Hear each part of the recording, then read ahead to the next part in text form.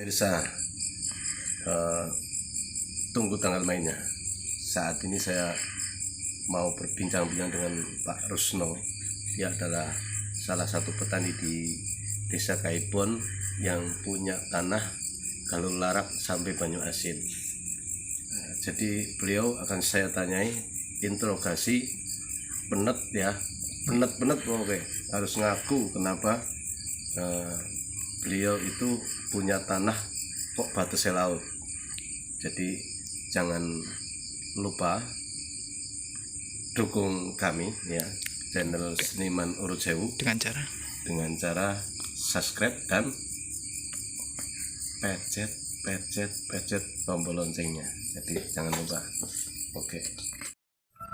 Assalamualaikum warahmatullahi wabarakatuh. Waalaikumsalam warahmatullahi wabarakatuh. Mbah Rusno, Ya, terkait dengan tanah Desa Kaibon ya, itu yang paling selatan menurut sampean gimana?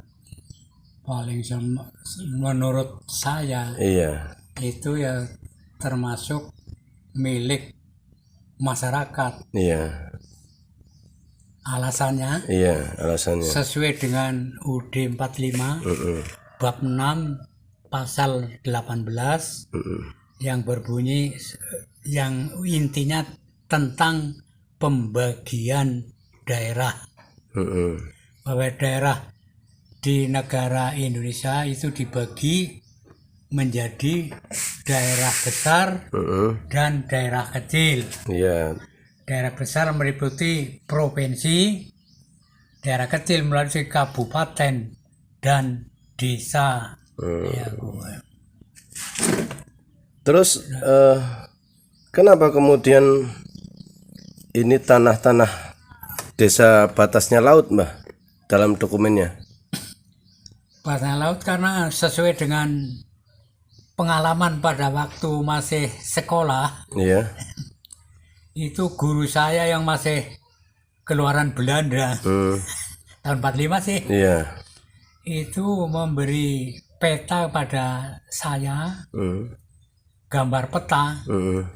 Itu kalau kita membahas peta kan berarti kita membahas batas-batas desa. Batas desa seperti desa Tangkuran Pak Kaibon. Kaibon Petangkuran. Kaibon Petangkuran. Iya, Itu batas sebelah utara desa Bener Kulon, sebelah timur desa Kaibon, sebelah selatan Laut Indi. Dulu itu namanya Laut Indi. Atau India ya. Sebelah barat desa Ambal Resmi. Nah, berdasarkan itu maka ya kita hanya melanjutkan. iya, Jadi kita pegang ya itu, wong dulu kan masih resmi, belum ada perubahan apa-apa sih. Orang Belanda saja begitu sanunya, penjelasannya sih. Terus Desa Kaibon sendiri batasnya mana, Mbah?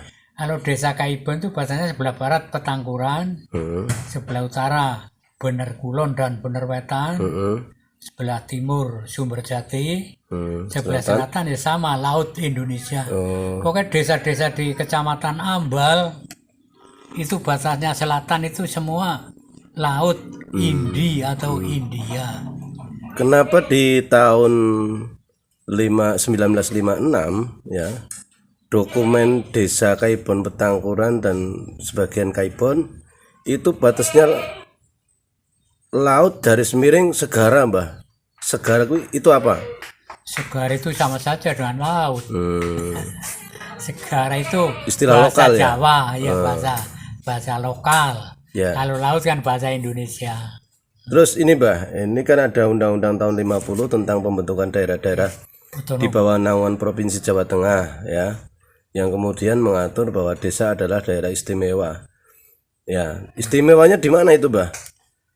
Istimewanya sesuai dengan penjelasan UUD 45 itu memang ada bahwa desa ini termasuk daerah istimewa.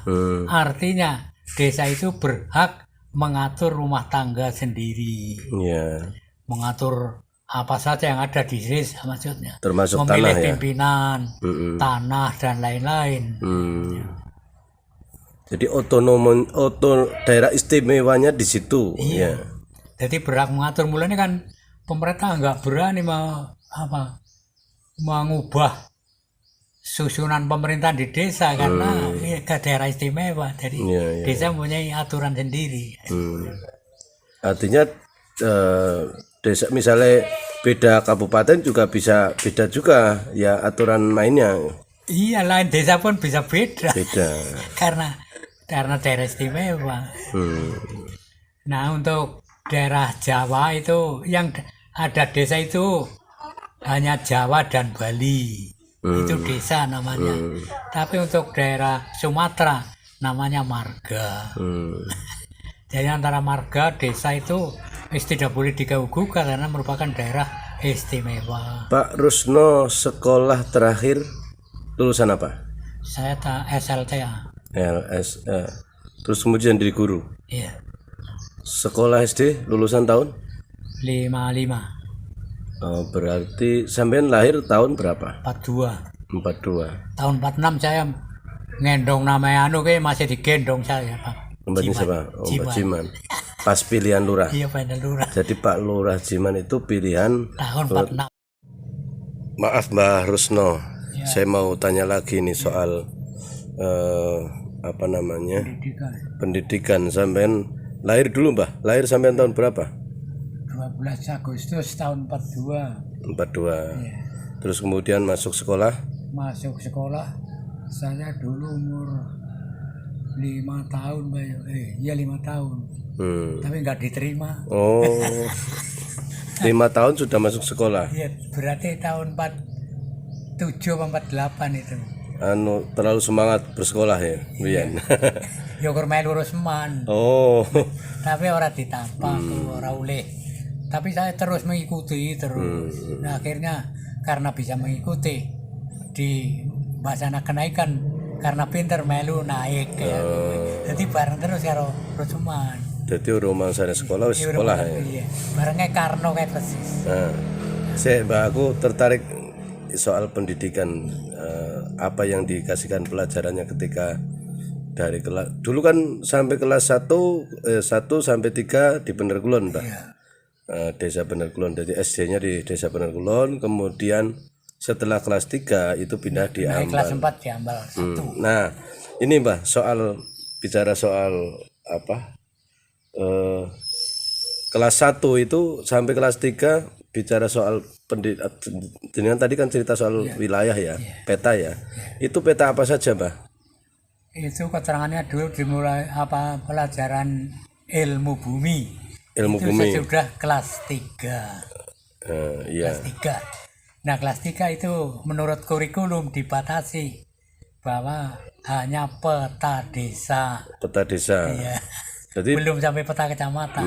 jangan mempelajari peta desa Kaibon, peta Bener ya, Petangkuran ya. Iya, peta desa. Tapi kan desa pirang-pirang biyen kan ya desa-desa di Kecamatan Ambal kan minimal 3 desa segelondongan biyen lah. Jadi kan di Ambal di mana sekolahnya, Mbah? Itu sekolah SD 1. Polos School apa? Sekolah dinas ini. Sekolah dinas. Sekolah rakyat dinas biyen. Kok Mbah Mangun bilang Propolis School? Itu apa bahasa ini, Mbah? Yaitu sekolah Ongko 5 gitu. Ongko 5. Kelas 5. Biar kan ukur tekan kelas 5. Jadi kelas 4 sampai kelas 5. Iya nang Ambal. Jadi kelas 6-nya enggak ada. Burung ana. Oh, Oke mengun ya tamatan kelas 5. Bapak Mas Ijo. iya. Terus kalau di Ambal petanya Petanya kan di sana sudah tekan kelas 6 ya sudah tekan provinsi. Nah, tapi kelas 4 dibatasi hanya kecamatan. Kecamatan Ambal terutama. jadi sampean tahu bahwa Kelas 4 itu mempelajari peta kecamatan Ambal. Peta kecamatan Ambal terdiri dari desa, sungai, sawah kayak gue. iya. Ukur. Mbah, sampean itu kan sekolahnya di Ambal loh. Dulu ada istilah asisten wedono. Sampean menangi enggak itu? Asisten wedono.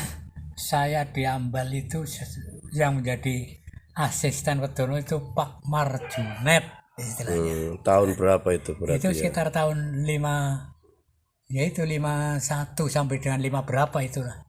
Kantornya di tempat Kantornya Mbah itu Condro. Lor SD 1. Nyong biyen udah dipanggil wis nang kae nang Kulon. Kantore kan Mepak Condro tahu. Iya. Kita sing go sike ring ngarep SMK kae kana tahu. Oh. Terus saring Lor dalan tapi ngalor. iya Kulon kantor pos kae. Kana. Hmm. Kayak zaman Jepang nang kana. Ngene Bambang. Iya Mepak Bang. Bengkel. Terus pindah mening nanti. Pindah maning nek kae nang ring siki kecamatan siki tahun 68 kae. Beli tuku lemah.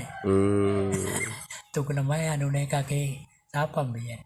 Kayak tahun 68. Berarti kalau ada apa cara biasanya segel jual beli batasnya laut tahun 1956 pedonone ndi, Pak? Wedono ya aku Pak Marjunet. Oh, 56, Mbah. Iya, sekitar itu. Nah, kuwi batasnya laut garis miring segara, Mbak. Darah. Banyuasin. Iya, nekane silangane Banyuasin. Bener ya? Iya, Banyuasin. Nah, Aku kayak ngalami nyawis nang kibon, kowe kayak pakar main tuku lemah ring Kidul Karanjieu. Kowe perubahannya ini batasnya Banyuasin, ngono carike. Nyawis nang kibon kowe. ya, Mbah. Lah iki nang Mbah Resmi juga batasnya laut, Mbah. Kuwi tahun 1988.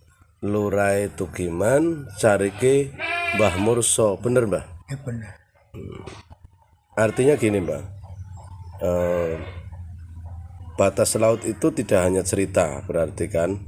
Karena ada fakta dokumen jual beli, baik yang bentuknya segel atau berita acara biasa. Tapi itu dilegalkan dengan tanda tangan pihak desa setempat. Kejaba gue kan asal mulanya lahirnya desa itu kan rakyat itu memiliki tanah dari sawan sampai laut batasnya kan. Artinya sebelum merdeka tanah itu memang sudah dimiliki. Iya. Batasnya sawah gue kan ulianu bapak gue balik didol foto didol. Nek hasilnya deket kangkang sawan terus tekan segara. Batasnya gue milik pembagian menurut pembagian tanah. Iya. Gue ngurusin apa man tas kan man?